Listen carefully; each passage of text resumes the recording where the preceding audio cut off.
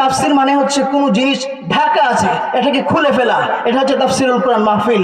এই মাহফিলে তো দুর্নীতিবাজ, টেন্ডারবাজ, চাঁদাখোর, মদখোর, সুদখোর, জুয়াখোর, যত ধরনের বদমাশ, চিটার, বাটপার, লুচ্ছামি আছে, কোরআনুল কারীমের আলোকে সকল কিছু উপস্থাপন করে দেওয়া হয়, জাতির সামনে প্রেস করে দেওয়া হয়। এটা জাহান্নামী, ওইটা জাহান্নামী, ওটা জান্নাতি। ওই যুবকেরা ভালো কোরআনুল মাহফিলের আয়োজন করেছে, ওরা তো জান্নাতি একটা দল। ওরা থিয়েটারের আয়োজন করেছে, ওরা থিয়েটারের আয়োজন করেছে, নৃত্য সিনেমায় পড়ে থাকে, ওরা তো জাহান্নামী। ওরা যদি তাফসিরুল কোরআন মাহফিলের আয়োজন করে, আগামী দিনে তো আমাদের চাঁদাবাজি থাকবে না, আগামী দিনে তো আমাদের টেন্ডারবাজি থাকবে না, সুদখোর থাকবে না, ঘুষখোর থাকবে না, মদখোর থাকবে না, জুয়াসুর থাকবে না। এই যে ফেন্সিডিল, ইয়াবা, মদের থিয়েটারগুলো হয়, এগুলো তো ভেঙে যাবে। এজন্য যত তাড়াতাড়ি সম্ভব কোরআনুল কারীমের তাফসির মাহফিলগুলো বন্ধ করে দিতে হবে।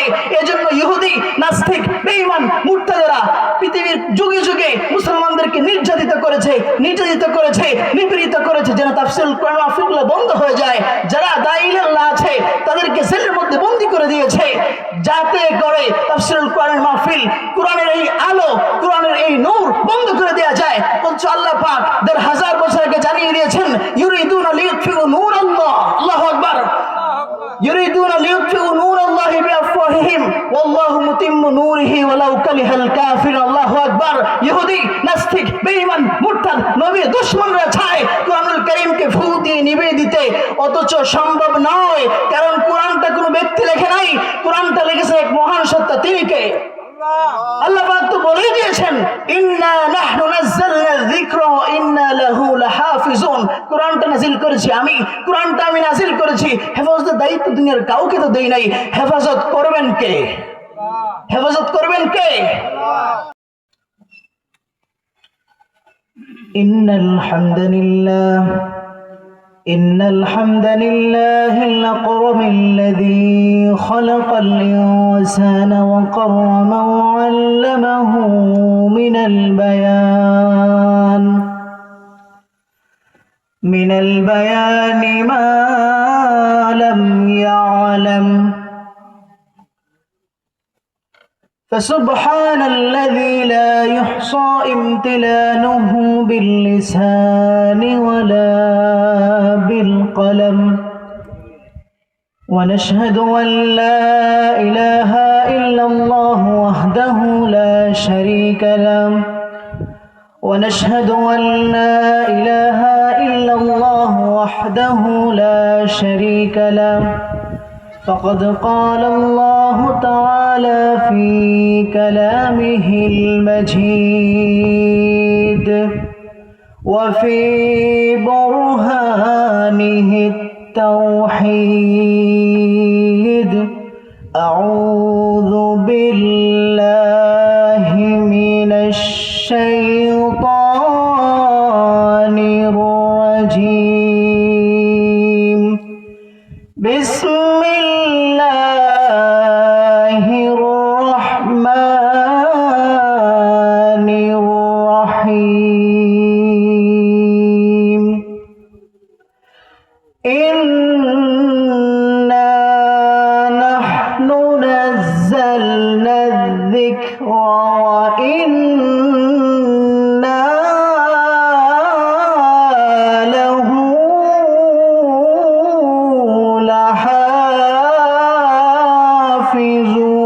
لحافظون صدق الله العلي العظيم وقال رسول الله صلى الله عليه وسلم عن أبي هريرة رضي الله تعالى عنه قال قال رسول الله صلى الله عليه وسلم الدنيا سجن المؤمن وجنة الكافر أو كما قال عليه الصلاة والسلام সম্মানিত হাজিরিন, আমরা এখানে কালামে পাক শুনতে এসেছি, আমরা এখানে কোরআনুল কারীম এর আলোচনা হবে, সে আলোচনা শুনতে এসেছি। আমরা এই কোরআনুল কারীমের আলোচনা শুনে মানুষের পূর্বে আল্লাহ পাক জিন জাতি সৃষ্টি করেছিলেন, সেই জিন জাতি কি বলেছিল? সেই জিন জাতি বলেছিল, ইন্না সামি'না কুরআনান আজাবা, আমরা এক বিস্ময়কর কোরআন শুনতে এসেছি। আল্লাহু আকবার। পৃথিবীর যত রাইটার আছে, পৃথিবীর যত লেখক, যত গবেষক, আল্লাহ পাক তাদেরকে সৃষ্টি করে দিয়েছেন পৃথিবীর জমিনে মানুষের খেদমতে আঞ্জাম দেওয়ার জন্য। সকল রাইটার বইয়ের শুরুতেই লিখে থাকে, যদি এই বইয়ে কোনো ভুল হয়ে থাকে ভুল ধরিয়ে দিবেন, পরবর্তী সংশোধনের সময় বই আবার শুদ্ধ করে নেব। কিন্তু কালামে পাক হচ্ছে আল্লাহ পাক রব্বুল আলামিন যে কিতাব পাঠিয়ে দিয়েছেন রাসূল কারীম সাল্লাল্লাহু আলাইহি ওয়াসাল্লামের উপর জিবরাইল আলাইহিস সালামের মাধ্যমে, আল্লাহ পাক শুরুই করলেন আলহামদুলিল্লাহি রাব্বিল আলামিন। সমস্ত প্রশংসা কার? সমস্ত প্রশংসা আল্লাহ সুবহানাহু ওয়া তাআলার। শুধু কালামে পাক নাজিল করে দিয়ে ক্লান্ত থাকেননি, তাম পৃথিবীর সকল ওলি, সকল আউলিয়া, সকল লেখক, সকল গবেষক, সকল নাস্তিক, সকল বুদ্ধিজীবী, সকল আহাম্মকের গোষ্ঠীকে আল্লাহ পাক চ্যালেঞ্জ ছুড়ে দিয়েছেন, ওয়া ইন কুনতুম ফি রাইবিম মিম্মা নাযালনা আলা আবদিনা ফাতু বিসূরাতিন মিন মিসলিহি, আমি যে কালামে পাক নাজিল করেছি, আমি যে কালামে পাক পৃথিবীতে প্রেরণ করেছি আমার হাবিবের উপর, এই কালামে পাকের যদি ভুল ধরতে পারো, এই কালামে পাকের ভুল ধরতে পারো, এই কালামের মতো অপরূপ একটি সূরা তৈরি করে আনো। কিতাবের বর্ণনা, আল্লাহ পাকের ইজ্জত, আল্লাহ পাকের কুওয়াত, আল্লাহ পাকের শ্রেষ্ঠত্ব, আল্লাহ পাকের বরত্ব, আল্লাহ পাকের মাহাত্ম্য আপনি যতই আলোচনা করেন, যতই বর্ণনা করেন, শেষ করা যাবে না। আল্লাহ পাক তো নিজেই বলে দিয়েছেন, কুল লাউ কানাল বাহরু মিদাদান লিকালিমাতি রাব্বি লানাফিদাল বাহরু ক্বাবলা আন তানফাযা রাব্বি ওয়ালাউ জি'না বিমিসলিহি মাদাদা। আল্লাহু আকবার। আল্লাহ পাক বলে দিয়েছেন, নদী, নদ, নালা, খাল, বিল, যত পানি আছে, যত পানি আছে, সকল পানিকে যদি কালি বানাও, উদ্ভিদ, বৃক্ষ, তরলতা যত কিছু আছে সকল কিছুকে যদি কলম বানাও, জিন এবং ইনসান সম্প্রদায়ের যদি লেখক হয়ে যাও, তোমাদের জিন্দেগি শেষ হয়ে যাবে। সাগর মহাসাগর থেকে তৈরি পানি শেষ হয়ে যাবে, উদ্ভিদ, বৃক্ষ, তরলতা থেকে তৈরি কলম শেষ হয়ে যাবে, মানুষের হায়াতে জিন্দেগি ফুরিয়ে যাবে, তো রব্বে কারীমের প্রশংসা লেখা শেষ হবে না। আল্লাহু আকবার। এই হচ্ছে কোরআন, এই হচ্ছে কালামে পাক। আল্লাহ পাক যে কালাম নাজিল করলেন, কিন্তু এই কালামের মাহাত্ম্য, কালামের বরত্ব, কালামের গুরুত্ব আমরা বুঝি না বলেই বর্তমান বাংলাদেশে আমরা দেখি মদ, জুয়া, গাঞ্জা, ফেন্সিডিল, ইয়াবা, থিয়েটার, সিনেমা এগুলোর অনুমোদন হয়ে যায়। কিন্তু গত কয়েকদিন আগে ইনফরমেশন আসছে নাকি 12ই ফেব্রুয়ারি আগ পর্যন্ত যত মাহফিল হবে এই জমিনে নাকি আবার কোরআনের মাহফিল অনুমতি নিতে হবে। নাউজুবিল্লাহ বলবেন না? নাউজুবিল্লাহ। কালাম আল্লাহর, এই জমিনটা আল্লাহর, ইনিল হুকমু ইল্লা লিল্লাহ। জমিন আল্লাহর, কথা হবে আল্লাহর, জমিন আল্লাহর, কালামে পাক অনুযায়ী কথা হবে। আর অনুমতি প্রয়োজন কি? আসলে ভাইরা নাম দিয়েছেন তাফসিরুল কোরআন মাহফিল। আমিও বলি তাফসির মানে কি? অভিধানটা খুলেন তো দেখি, অভিধানটা খুলেন। অভিধানকারকরা কি বলেছেন? তাফসির মানে হচ্ছে কোনো জিনিস ঢাকা আছে এটাকে খুলে ফেলা, এটা হচ্ছে তাফসিরুল কোরআন মাহফিল। এই মাহফিলে তো দুর্নীতিবাজ, টেন্ডারবাজ, চাঁদাখোর, মদখোর, সুদখোর, জুয়াখোর, যত ধরনের বদমাশ, চিটার, বাটপার, লুচ্ছামি আছে, কোরআনুল কারীমের আলোকে সকল কিছু উপস্থাপন করে দেওয়া হয়, জাতির সামনে প্রেস করে দেওয়া হয়। এটা জাহান্নামী, ওইটা জাহান্নামী, ওটা জান্নাতি। ওই যুবকেরা ভালো কোরআনের মাহফিলের আয়োজন করেছে, ওরা তো জান্নাতি একটা দল। ওরা থিয়েটারের আয়োজন করেছে, নৃত্য সিনেমায় পড়ে থাকে, ওরা তো জাহান্নামী।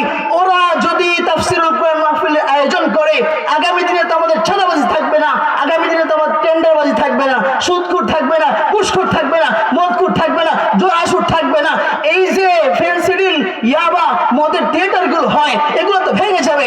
এজন্য যত তাড়াতাড়ি সম্ভব কোরআনুল কারীমের তাফসীর মাহফিলগুলো বন্ধ করে দিতে হবে। এজন্য ইহুদি, নাস্তিক, বেঈমান, মুরতাদরা পৃথিবীর যুগে যুগে মুসলমানদেরকে নির্যাতিত করেছে, নিপীড়িত করেছে, যেন তাফসীরুল কোরআন মাহফিলগুলো বন্ধ হয়ে যায়। যারা দাঈ-ই-আল্লাহ আছে তাদেরকে জেলের মধ্যে বন্দী করে দিয়েছে, যাতে করে তাফসীরুল কোরআনের মাহফিল, কোরআনের এই আলো, কোরআনের এই নূর বন্ধ করে দেওয়া যায়। বলছে আল্লাহ পাক 1000 বছর আগে জানিয়ে দিয়েছেন, ইউরিদুনা লিইউতফিউ নূরাল্লাহ। আল্লাহু আকবার। ইউরিদুনা লিইউতফিউ নূরাল্লাহি বিআফওয়াহিহিম ওয়াল্লাহু মুতিম্মু নূরিহি ওয়ালাউ কারিহাল কাফিরুন। আল্লাহু আকবার। ইহুদি, নাস্তিক, বেঈমান, মুরতাদ, নবীর দুশমনরা চায় কোরআনুল কারীমকে ফু দিয়ে নিভিয়ে দিতে, অথচ সম্ভব নয়। কারণ কোরআনটা কোনো ব্যক্তি লেখে নাই, কোরআনটা লিখেছে এক মহান সত্তা ত্রাণকর্তা তিনি কে? আল্লাহ পাক তো বলেই দিয়েছেন, ইন্না নাহনু নাযালনা যিকরা ওয়া ইন্না লাহু লাহাফিজুন। কোরআনটা নাযিল করেছি আমি, কোরআনটা আমি নাযিল করেছি। হেফাজতের দায়িত্ব দুনিয়ার কাউকে তো দেই নাই। হেফাজত করবেন কে? হেফাজত করবেন কে? কিন্তু আমরা দেখি কোরআনুল কারীমটাকে বাধা দেওয়ার জন্য একদল উঠে পড়ে লেগেছে। সম্ভব না। রাসূল করিম সাল্লাল্লাহু আলাইহি ওয়াসাল্লামের যুগ থেকে দেখেন না আপনি, রাসূল করিম সাল্লাল্লাহু আলাইহি সাল্লাম হচ্ছেন এই ত্রিভুবনের সভাপতি। এই ত্রিভুবনের সভাপতি রাসূল করিম সাল্লাল্লাহু আলাইহি ওয়াসাল্লাম হচ্ছেন এই ত্রিভুবনের প্রধান আকর্ষণ।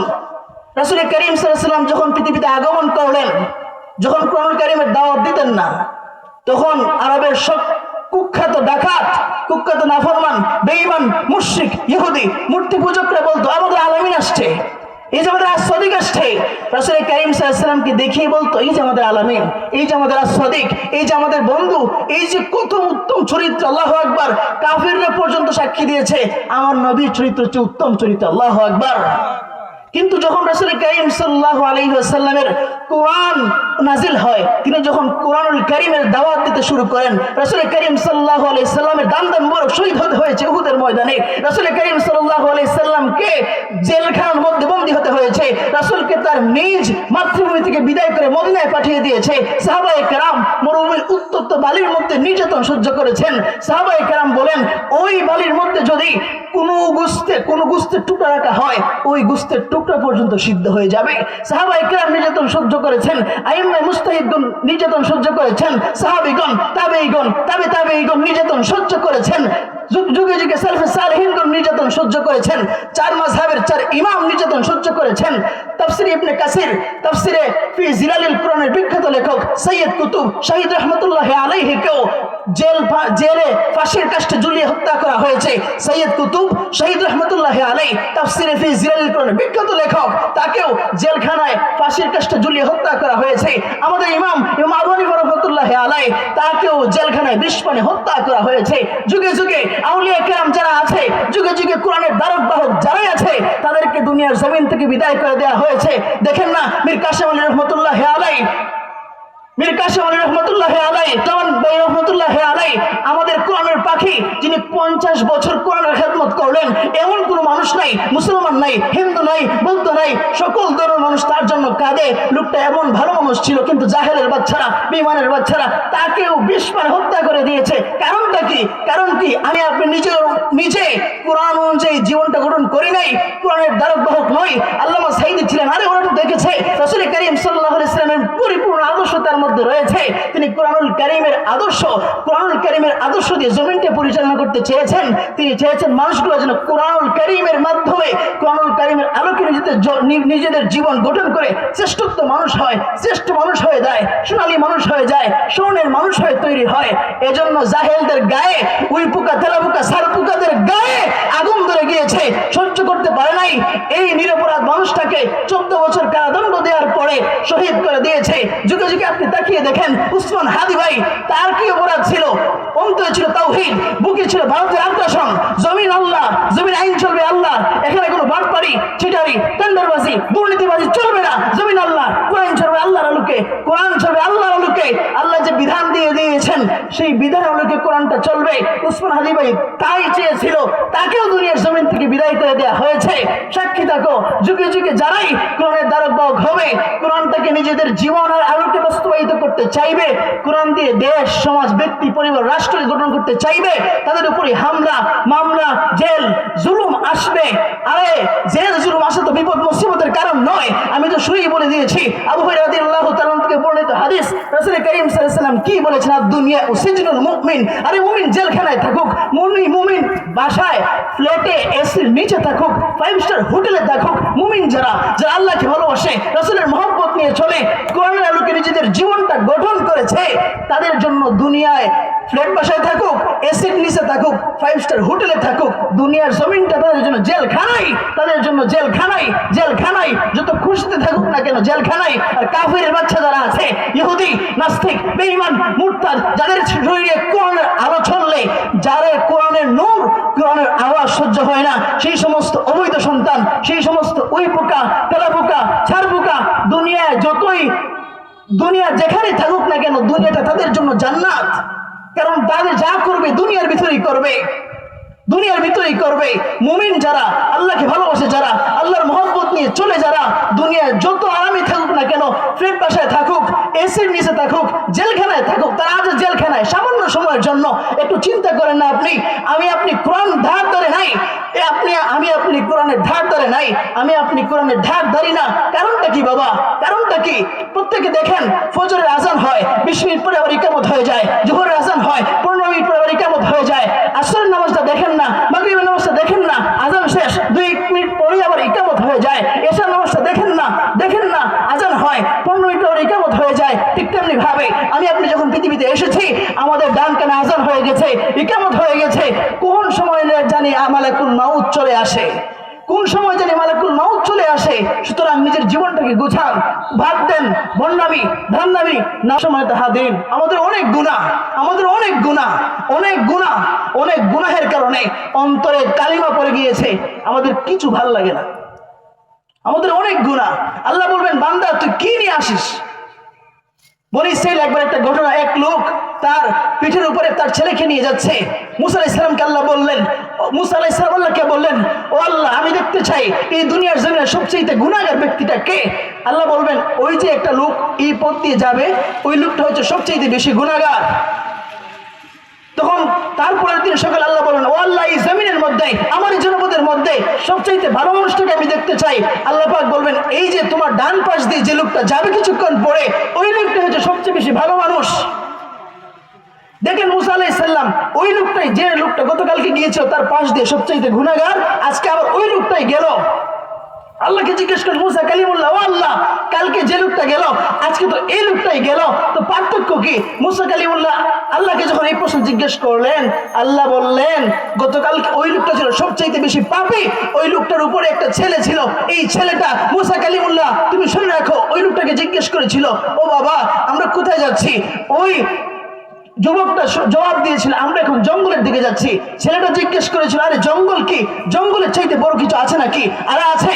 ওই ব্যক্তিটা বলল, জঙ্গল থেকে বড় আছে পাহাড়, পাহাড় থেকে বড় কিছু আছে নাকি? পাহাড় চাইতে বড় কিছু আছে আসমান, আসমান থেকে বড় কিছু আছে নাকি?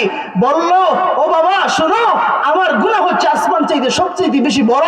ছেলেটা আবার জিজ্ঞেস করলো, ও বাবা, এই যে তুমি বললা সবচাইতে বড় হচ্ছে আসমান, আসমান চাইতে বড় কিছু হচ্ছে তোমার গুনাহ, তোমার গুনাহ চাইতে বড় কিছু আছে নাকি? তোমার গুনাহ চাইতে বড় হচ্ছে আল্লাহর রহমত। আল্লাহু আকবার।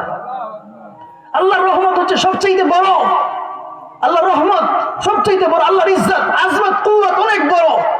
তুমি আল্লাহর কাছে মাফ চাও। যখনই এই লোকটা বলেছে আল্লাহর কুদরত, আল্লাহর ইজ্জত, আজমত অনেক বড়, আল্লাহ তার উপর খুশি হয়ে গিয়েছে। আল্লাহ তার তওবা কবুল করে নিয়েছে, নিকৃষ্ট মানুষ থেকে শ্রেষ্ঠ মানুষ বানিয়ে দিয়েছে। মুসা আলাইহিস সালাম তখন পরবর্তী সকালে ওই লোকটা দেখলেন, ওই লোকটাই শ্রেষ্ঠ মানুষ হয়েছে। কারণটা কি? আল্লাহ পাকের শ্রেষ্ঠত্ব বরত্ব চিনেছে। আসুন আমরা আল্লাহ পাকের শ্রেষ্ঠ বরত্ব চিনি, আল্লাহ পাকের কাছে চাই। আল্লাহ পাকের কাছে চাইতে দেরি পাইতে দেরি হয় না। আল্লাহ তো প্রতিনিয়ত ডাকতে থাকে, বান্দা কি লাগবে বল। আল্লাহ পাকের কাছে আমরা চাইতে দেরি হয়, আল্লাহ দিতে দেরি হয় না। মাঝে মাঝে পরীক্ষা করে, একটু দিতে দেরি করে, পরীক্ষা করে। সেই পরীক্ষায় যদি আপনি উত্তীর্ণ হতে পারি, হব দুনিয়ার মধ্যে সবচাইতে শ্রেষ্ঠ মানুষ। যদি পরীক্ষা উত্তীর্ণ হতে না পারি, হব দুনিয়ার সবচাইতে নিকৃষ্ট মানুষ। আসুন কোরআনের আলোকে জীবনটা গঠন করি, আমি আল্লাহর কাছে তওবা করি, আমরা সবাই মিলে আল্লাহর কাছে তওবা করি। আল্লাহ আমাদের অনেক গুনাহ, আপনি ছাড়া তো মাফ করে কেউ নাই, আপনি তো মাফ ছাড়া কেউ নেই নাকি? আছে নাকি? খাজা বাবা আছে নাকি? নিজের তো খবর নাই, আছে নাকি? মাফ করার তো কেউ নাই, মাফ করার তো কেউ নাই। আমি আল্লাহর কাছে চাই, আমরা সবাই আল্লাহর কাছে, আল্লাহ আমাদের তো অনেক গুনাহ, আমার মতো গুনাহগার দুনিয়ার জমিনে কেউ নাই। যখন বান্দা ইখলাসের সাথে, খুলুসিয়তের সাথে আল্লাহ পাকের ইজ্জত আজমতের দিকে চেয়ে বলবে, আল্লাহ তুমি ছাড়া তো কেউ নাই, আমার মালিক, তাকিয়ে দেখো এই জনপদে আমার চাইতে গুনাহ কেউ নাই। আল্লাহ বলে, তাকিয়ে দেখ, আমাকে দেখে নাই, আমার রাসূলকে দেখে নাই, শুধু আমার কোরআনটাকে বিশ্বাস করে আমার বান্দা আমাকে ডেকেছে, আমার বান্দা আমার কাছে চেয়েছে, সাক্ষী থাক, এই বান্দার তামাম জিন্দেগির গুনাহ মাফ করে দেই।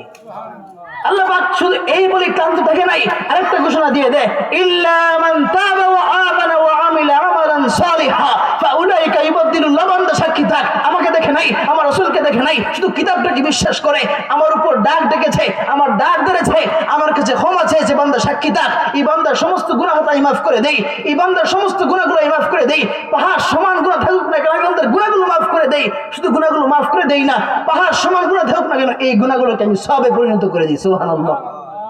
আসুন আমরা আল্লাহর কাছে চাই, আল্লাহ ছাড়া দেওয়ার মালিক কেউ নাই।